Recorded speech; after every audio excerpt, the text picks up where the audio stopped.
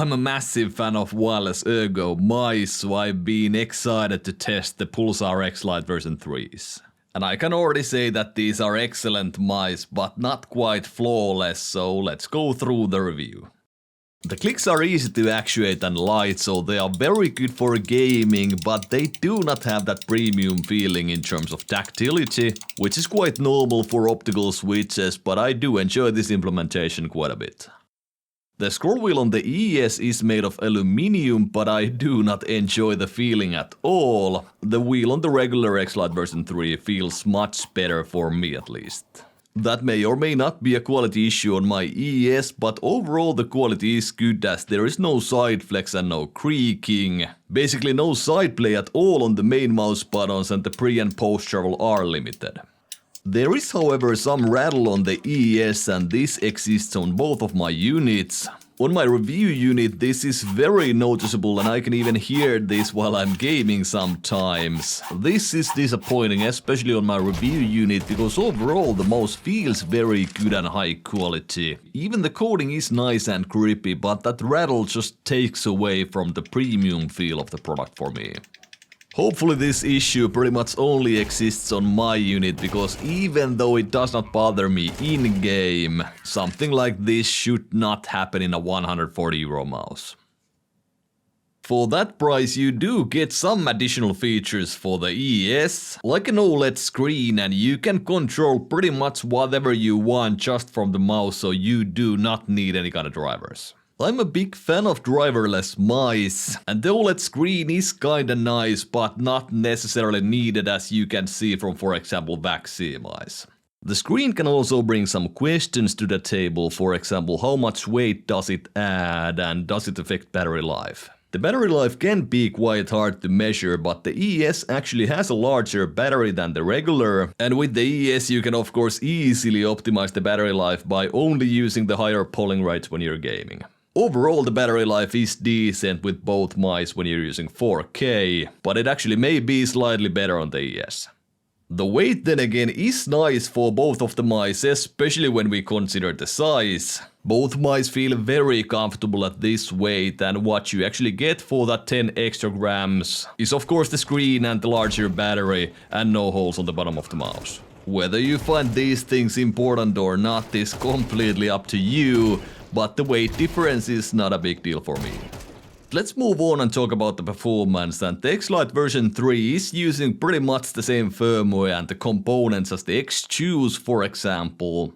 So we are getting very good numbers in terms of motion latency and click latency, but the ES version is actually using some slightly optimized firmware, so we get a little bit lower click latency and pretty much the same motion latency. And you can go even lower if you want to run the mouse wired mode at 8000 Hz, which I do not recommend, as I myself at least enjoy the wireless freedom much more than these slight improvements in latency.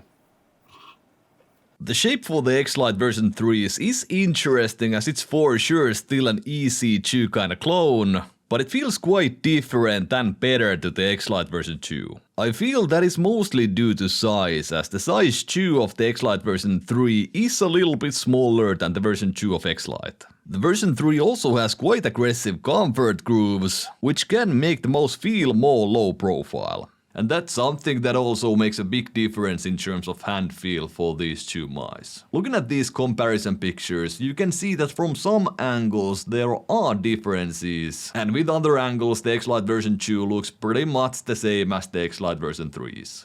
One more thing that can have a huge impact in hand feel, even if the shapes are the exact same, is the coding. How much the coding matters depends quite a lot on your grip, and before we continue with more shape comparisons, I will mention that the white unit that I actually just got a few days ago has a very insanely good feeling coding. It actually feels more premium than the black colors on the Xlite version 3s, but I'm not sure if that is due to unit variants or what.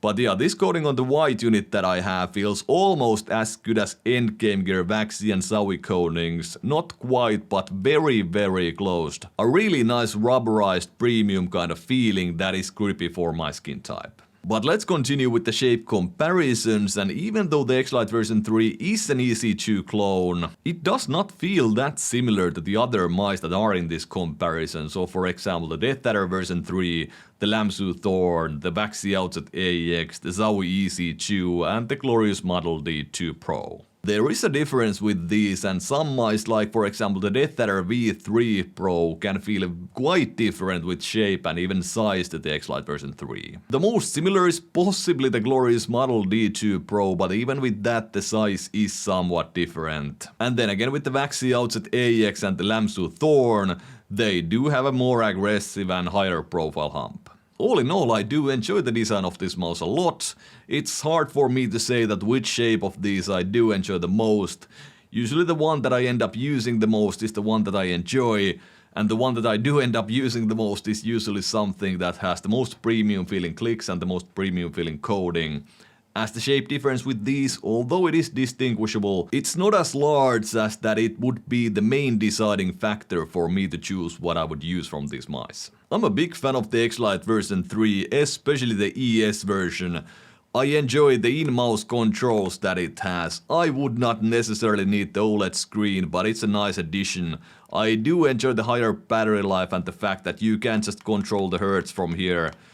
The polling rate that is, and get a lower polling rate when you're not actually gaming so that you get even higher battery life. But then again, the regular Xlite does have the holes on the bottom of the mouse, has a smaller battery and weighs 10 grams less.